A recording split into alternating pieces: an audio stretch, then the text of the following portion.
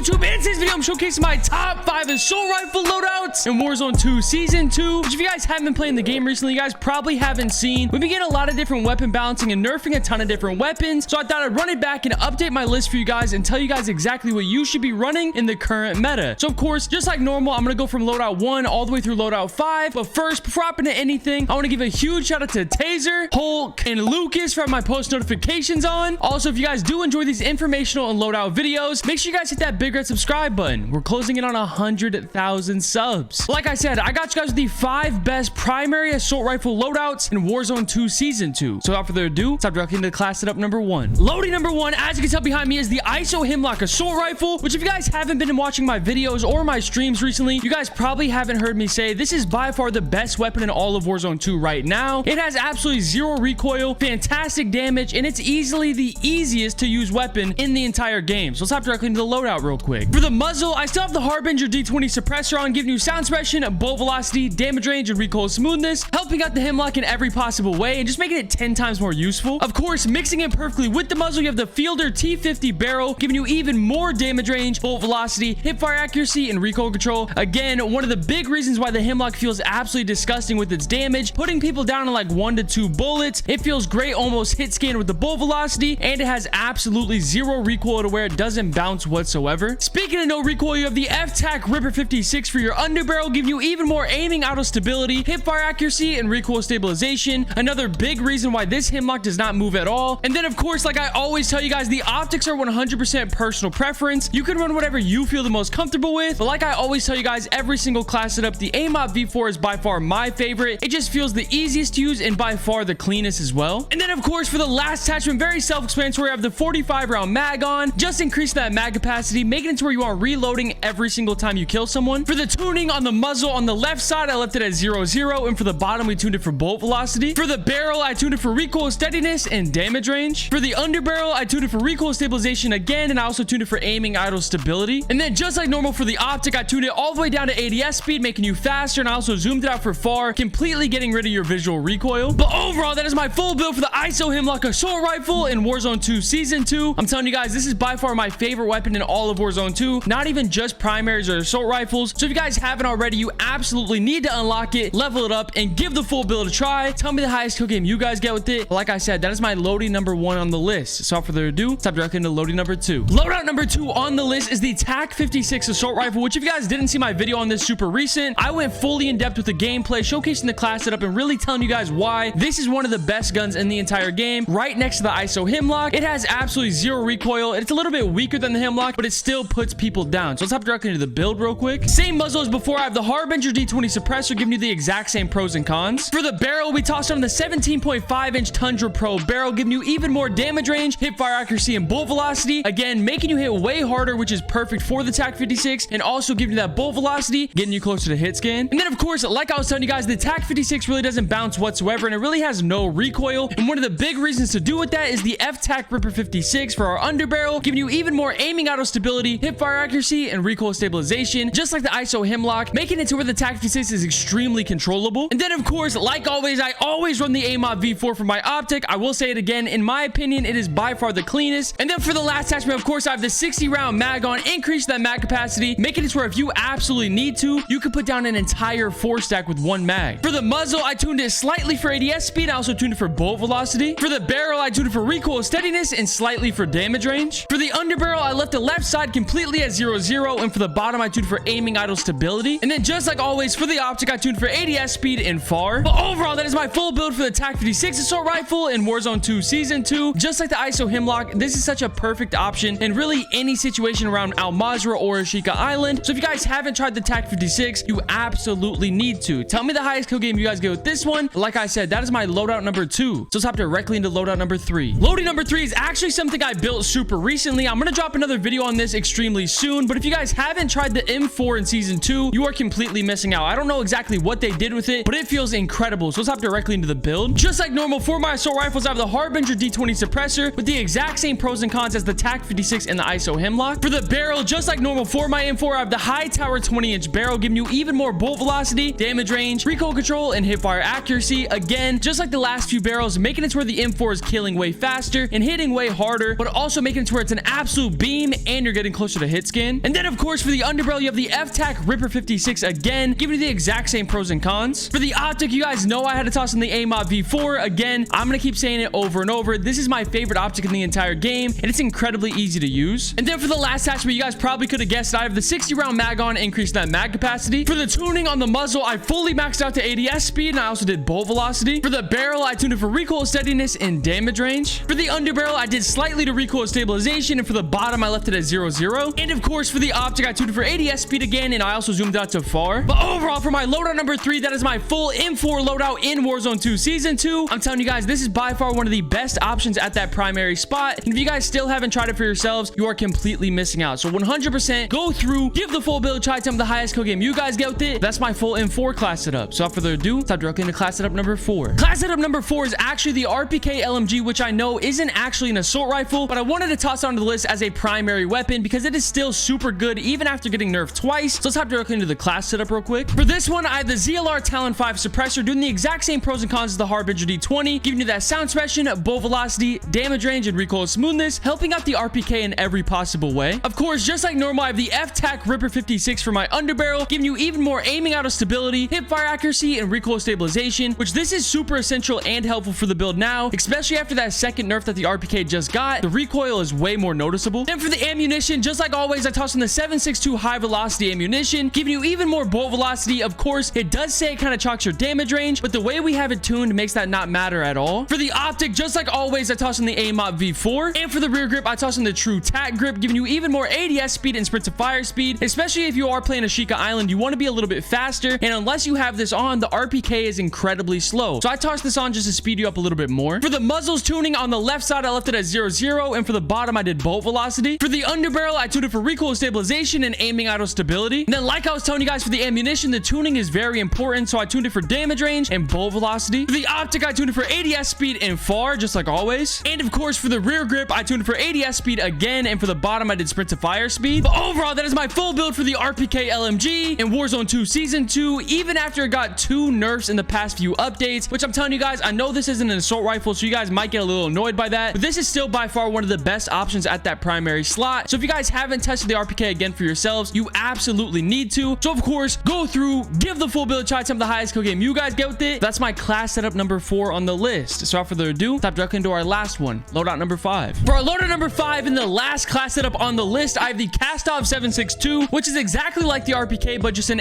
AR form. And for this build, I actually swapped it up for Rebirth Island or Ashika Island, kind of speeding it up and making it more fast paced. Let's hop directly into the class setup. Like I said, it's just like the RPK. So for the muzzle, I have the ZLR Talon 5, giving you the exact same pros and cons. For this one, I'm going to toss on a barrel. I have the Kaz-10 584 barrel, again, giving you even more damage range, bolt velocity, recoil control, and hip fire accuracy, making it to where this thing is an absolute beam, but it's also closer to hit scan and hitting way harder. And then just like always, for the underbarrel, I have the TAQ-56, giving you the exact same pros and cons of the aiming out of stability, hip fire accuracy, and recoil stabilization, mixing in perfectly with the barrel, making you way more accurate. And then something a little bit different with the Kastov-762, I don't personally love the MW2 for this weapon, but I do really enjoy the Sigma 4 optic, which is a very clean little scope, little red dot that makes it incredibly easy to use at close to medium range as well. And then just like always, I do increase that mag capacity, toss on the 40-round mag, making it to where you don't have to reload after every single kill. For the tuning on the muzzle, I left the left side completely even at 0-0, and for the bottom, we did bolt velocity. For the barrel, we did recoil steadiness, and I slightly went to damage range. For the underbarrel, I did the same thing. For the left side, I left it at 0-0, and for the bottom, we did aiming idle stability. And then just like normal, I tuned my optic for ADS speed and far. But overall, that is my full build for the Kastov-762 in Warzone 2 Season 2. I'm telling you guys, another fantastic option. It's very similar to the RPK, the way it feels and shoots. So if you guys haven't tried the 762 for yourselves, you absolutely need to. So go through, give the full build, try to attempt the highest kill game you guys get with it. That's my loading number 5. But overall, those are my top 5 loadouts in the assault rifle category for Warzone 2 Season 2. So if you guys haven't already, go through, try every single one of them. And if they do help you guys out at all, hit that big red subscribe button. That's it for the video.